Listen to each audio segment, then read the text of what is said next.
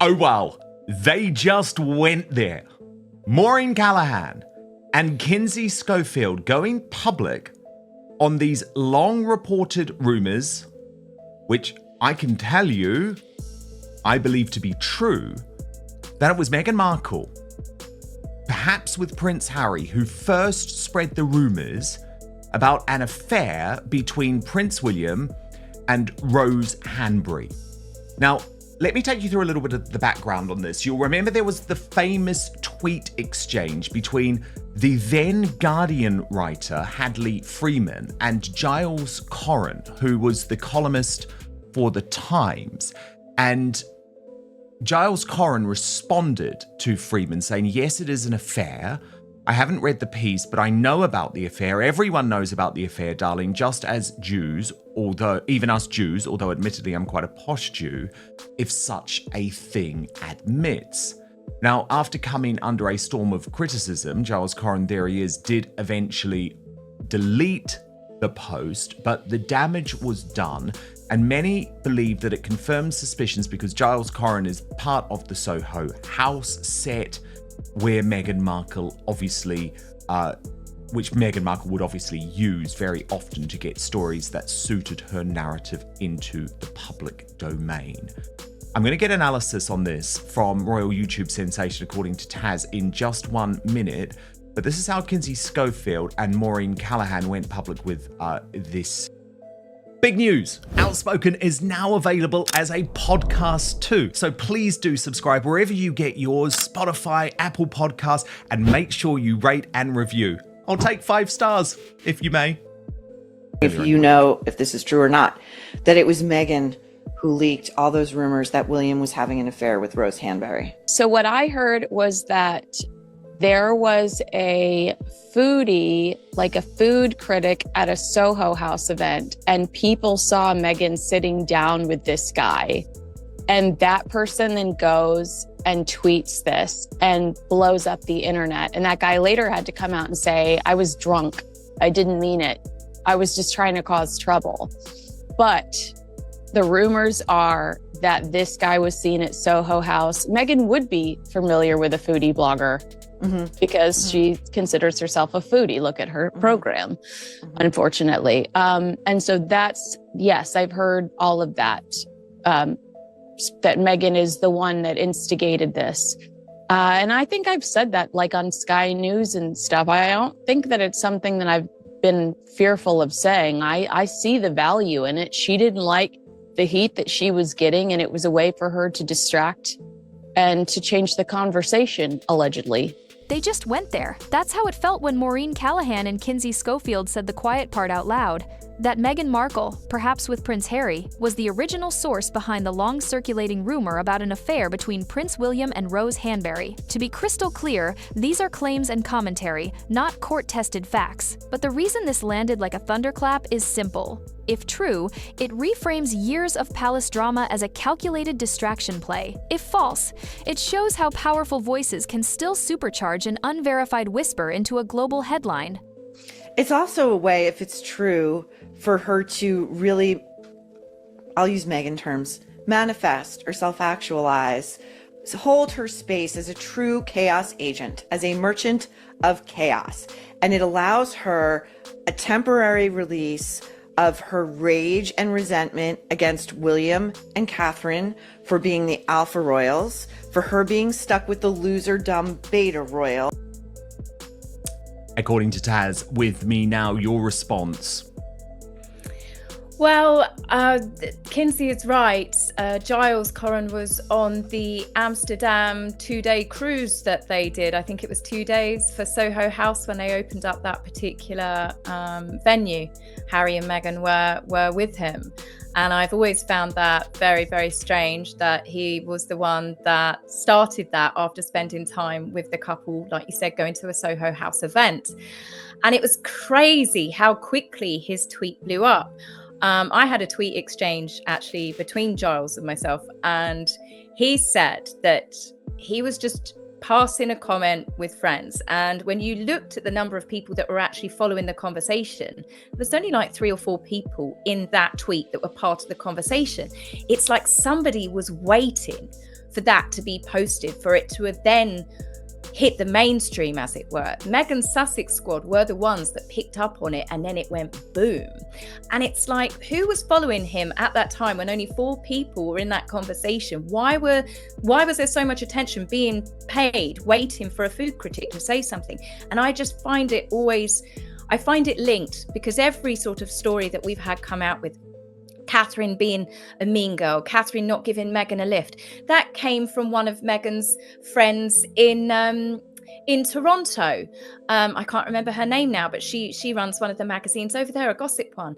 And it's just always every nasty rumor that has been started, that has come out in the last, 8 odd years. It's only ever been since Meghan Markle got her toes behind palace walls. And the fact that they were on that Amsterdam outing together has always made me believe that Meghan was the one that definitely sowed or planted the seeds, as it were.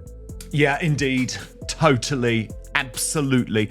I mean, this is a woman who believes in playing dirty, who has played dirty. Sunshine Sachs, who at the time was working behind the scenes on her PR, even though she was a member of the royal family, they famously play dirty too. And then, Tash, you look to more recent times when Catherine and anyone who had any idea about what was going on, including me, were like, whoa, back off, you're all going to look utterly ludicrous and like really terrible people. But who was the person that named Rose Hanbury, that actually prompted that legal action from Rose Hanbury? Stephen Colbert. Stephen Colbert, the hard left, now axed US talk show host, working for CBS, which, remember, Oprah's channel, same channel that Meghan gave the interview to. Oh, Gayle King's channel too. And Harry had obviously appeared with him. So none of that is a coincidence. None of that is a coincidence. And of course, Harry feels in his bones, Tash, this deep sense of grievance and this deep sense of unfairness. Why do the media give Prince William an easy ride when they haven't given me an easy ride? And I think they're onto this. And, you know, I've obviously been onto this myself for some time and will have much more to say in the weeks and months to come. Tash, Jamie Kern-Lima. just the name. Just the name. I saw your post on X about her, and you're almost suggesting, look, this is weirdly like they're in some type of cult now. But it was interesting because Meghan did pretty much leave this woman on the cutting room floor of With Love Meghan. If there was one thing that she had listened to, it was like, oh my God, I don't want to be associated with this woman. But I've got to play this video, Tash, that you were referring to of Jamie Kern-Lima, because when you start to think, this is the person who Meghan chooses to hang out with, this is the weird shit that they talk about, and this is the sort of fantastical fairy tale that they've created of their lives, you sort of start to think, God, no wonder Harry is so far down the rabbit hole. I'll get your reaction, but we've got to watch this first, Tash. So many of us who are doing so much lifelong work to heal, to restore, to break generational cycles, right? To unlearn old things and to learn new ways of how we want to be and how we want to show up in the world and how we want to love and how we want to give and how we want to ideate and how we want to just put our goodness out into this world. And when you've done all that work, you raise the bar, right? You raise the bar on who you are and how you want to live and be and give and serve in this world. And so just one thing to think about, right, is those words. You've worked too hard and healed too much not to raise the bar on who has access to. Critics trace the spark back to a social media moment between journalist Hadley Freeman and Times columnist Giles Coren, who replied, "Yes, it is an affair. Everyone knows about the affair," then deleted the post after blowback. That single line became gasoline. Why? Because Coren runs in the same Soho House orbit often linked to Meghan. Layer on a separate chatter trail. A foodie seen at a Soho House event, supposedly near Meghan, who later tweeted combustible gossip before backtracking with an "I was drunk mea culpa." According to royal YouTuber, according to Taz, Coren had also been on a 2-day Amsterdam Soho House jaunt that included Harry and Meghan. Another coincidence critics won't let go. The pattern, they argue, is suspicious. A tweet, seen by just a few, suddenly explodes, amplified by pro-Sussex accounts, and within hours the rumor is everywhere. None of that proves authorship, but it explains why this theory won't die. I mean, good Lord. These people are not with it. They're not normal. They're in their own world. It's the same buzzwords. It's the same words that I've heard Meghan use as well. And the fact that she's talking about, who you choose to serve in life, who keeps going on about service is universal. And it's like they're in their own little weird cult. I can honestly picture them all sitting there in these white robes with flowers in their hair. It reminds me very much of, I think it was the 80s when there was this massive boom in you need to help yourself before you can help others. Look deep within your soul. And it's all this crazy stuff that people are reciting. And I call it gobbledygook. I really do. It's one of those things that you just think, it doesn't even make sense. It doesn't even sound like the English language. They've just merged together all of these words, and you almost need people just ringing little bells or banging a great big drum in the background as they speak. It's so whimsical and so out there.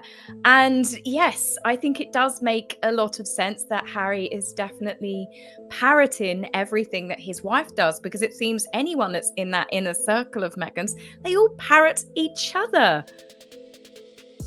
I know. And Tash, another clip that went viral this week. And this one really interested me because I think a lot of people have forgotten about how long ago Meghan Markle was desperately trying to get into the national media, the entertainment media. Now, you'll remember in the UK, that meant arranging little hotel events with like pretty Z-list journalists like Katie Hind, who was the showbiz columnist for The People, which was pretty much the least read tabloid at the time. She was also the lowest common denominator journalist. Like, no one trusted her, no one believed that what she said was the truth. And Meghan Markle was going to meet her to talk about Ashley Cole and things like that. And I mean, Tash, I just think it was such a good reminder this week of the desperation and the type of woman that we were dealing with. And it sort of did link to With Love Meghan series 2, because I thought, I don't know if you agree, but the moment that she felt most uncomfortable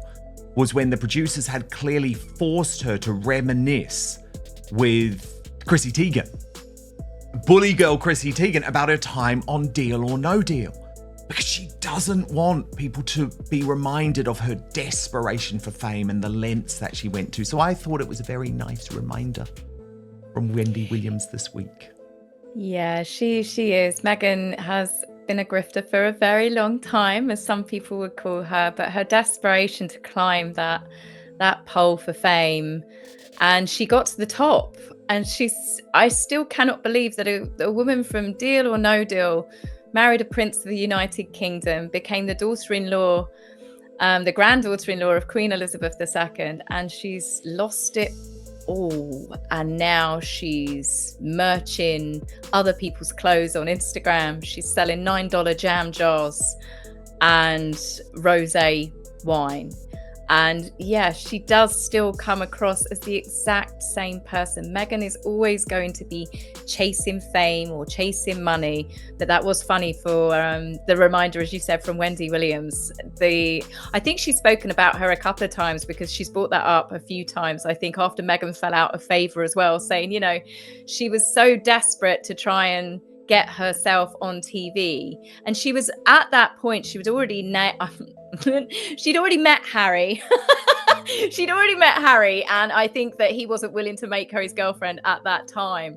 I believe that they had met each other on a number of occasions, but when it became official, obviously Meghan had to drop all of that act. She didn't want the royal family to know that she was this desperately seeking fame. She was, in fact, revising her entire career, wasn't she? Her Wikipedia account changed. She was no longer a spokesmodel. She was no longer a supermodel. She was then an activist and someone campaigning for human rights. So Tash, I mean, It's also been a bad week for Harry. This has been completely overshadowed because there's been so much news, which is why I want to talk about it with you. But Niall Gardner, who's doing God's work from the Heritage Foundation perspective in terms of their determination to force Harry into releasing his immigration documents to try and prove that he lied about drug taking on his immigration documents, which would, of course, really question whether he should be allowed to stay in the US or not. He posted this week, Tash, over 1,000 papers on Prince Harry found at the US State Department. The pressure will grow in Washington for the release of Harry's immigration records. And Tash, this feels to me a little bit like the situation with Epstein. Schofield's take was blunt. Meghan didn't like the heat she was getting, so she changed the conversation. In that framing, seeding a scandal is narrative judo, turning defense into offense. Commentators even borrow Markle-esque language to call her a chaos agent, suggesting the rumor offered a cathartic way to vent resentment at William and Catherine, the Alpha Royals. While Harry and Meghan were cast as sidelined, they also note that Sunshine Sachs, a famously hard-charging PR shop, once advised Meghan and point to the moment Stephen Colbert named Rose on US television, reportedly prompting legal action. Another Flashpoint skeptics called too convenient to be random.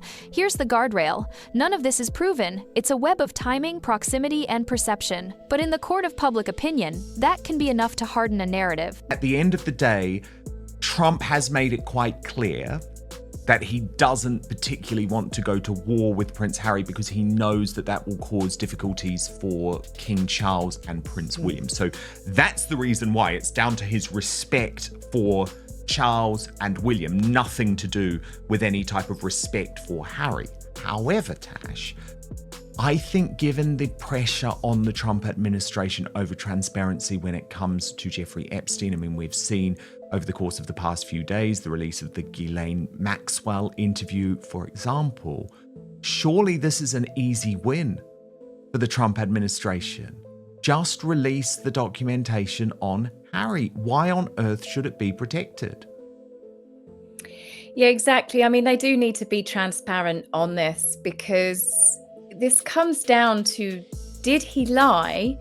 And I think majority of people think that Harry didn't tell the truth. He probably didn't even fill out his own passport paperwork himself anyway. Let's be realistic here. He probably had an assistant do it. But the point is that other people, other famous people have had their visas revoked from them just by the admission of taking drugs. Nigella Lawson, she wasn't allowed back in, the famous chef, she wasn't allowed back into America. She since has reapplied, but she had to go through a lot of loopholes and drugs testing.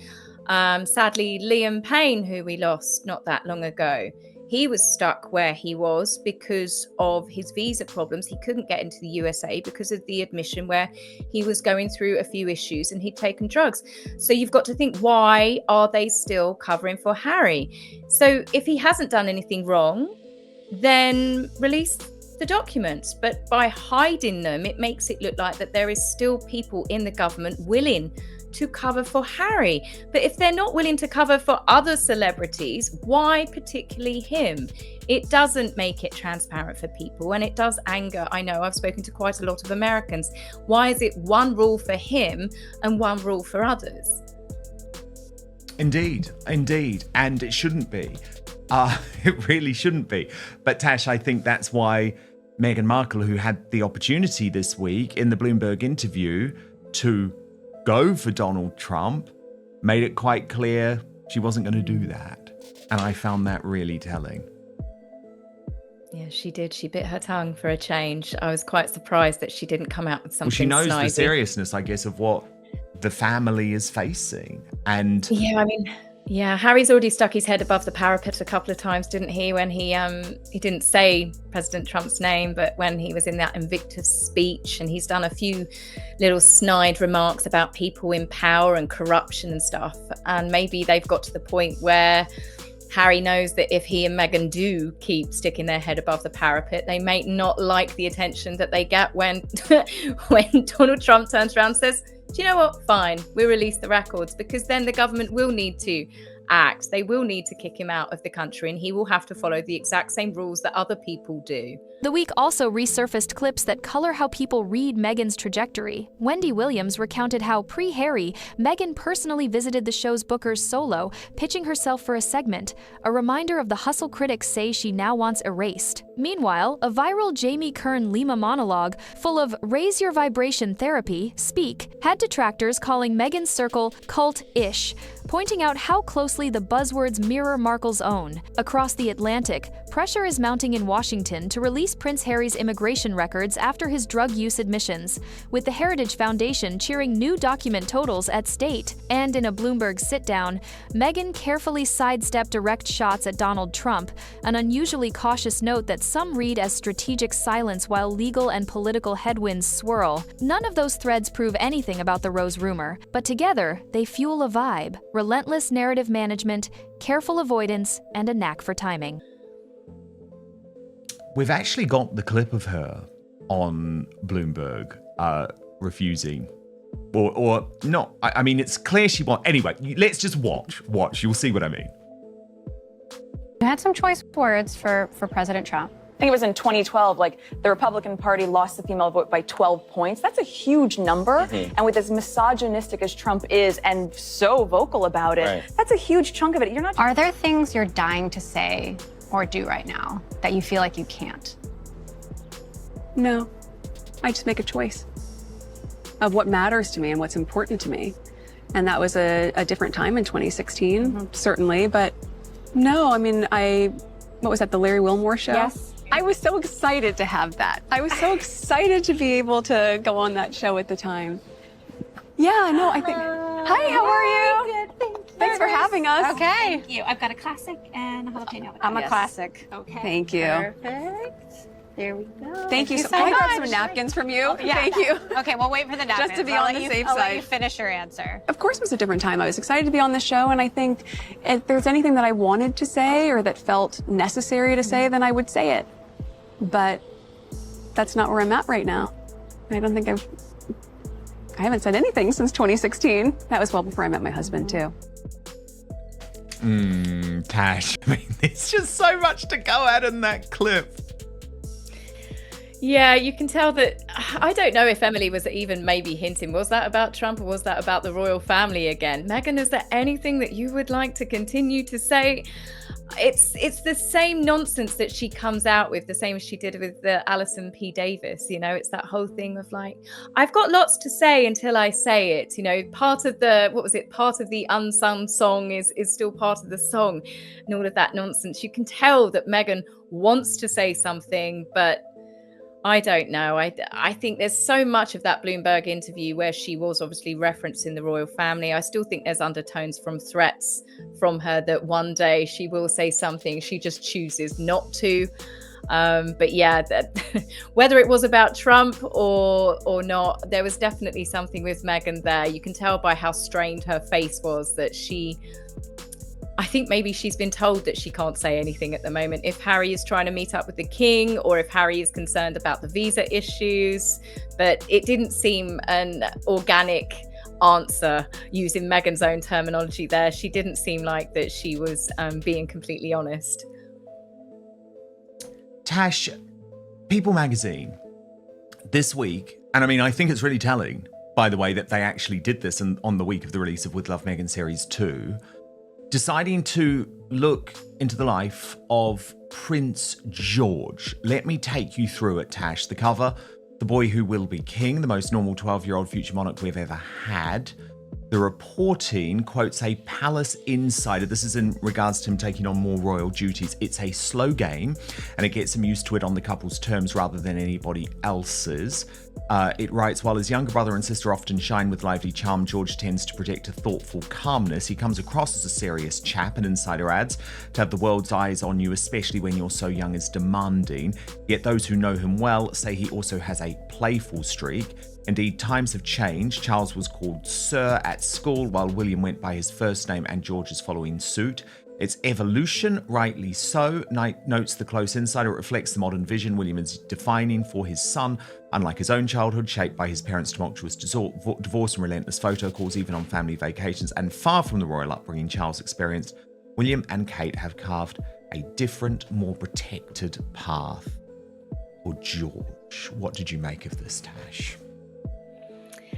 I think he's barely 12 years old, and I think a lot of speculation of what his personality like, I think a lot of that is going to be made up. He does come across with a similar temperament of Prince William of that age, which is quite normal for a child to have, like, characteristics and personality traits of their parents. I think that he is going to be even more protected by his mother and his father that even Prince William wasn't. And when I say protected, I don't necessarily mean sheltered. You can see that they're introducing him slowly to royal duties, but more importantly, they are allowing him and his sister and his younger brother to remain children for as long as possible. I think the way that Catherine and William are doing it, where they have separate outings with the children in the public eye as well. We saw Princess Charlotte looking incredibly grown up when she was meeting King Philippe of Spain at the Wimbledon finals.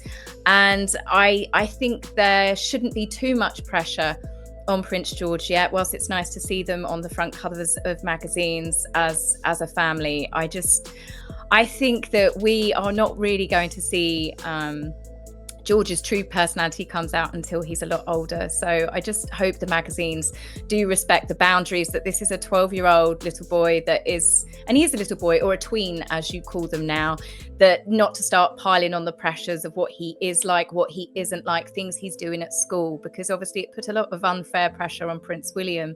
And I can see that's why he is also more determined than ever to keep his children out of the spotlight as much as possible, whilst also still involving them with some things. Rumors aren't facts, but they do real damage. If Meghan truly helped seed the Hanbury story, the boomerang risk is huge. Legal pushback, reputational blowback, and a fresh round of plays dirty headlines. If she didn't, she's still caught in a rumor economy she's been accused of weaponizing, and every coincidence becomes Exhibit A. Either way, the takeaway is the same. The more this saga gets oxygen, the harder it is for anyone, William, Catherine, Harry, or Meghan, to reset. Your call. Orchestrated distraction or conspiracy spiraling out of control? Drop your take in the comments, hit like if you're tracking the same breadcrumbs, and subscribe, because if this story moves again, we'll separate receipts from noise in the next deep dive.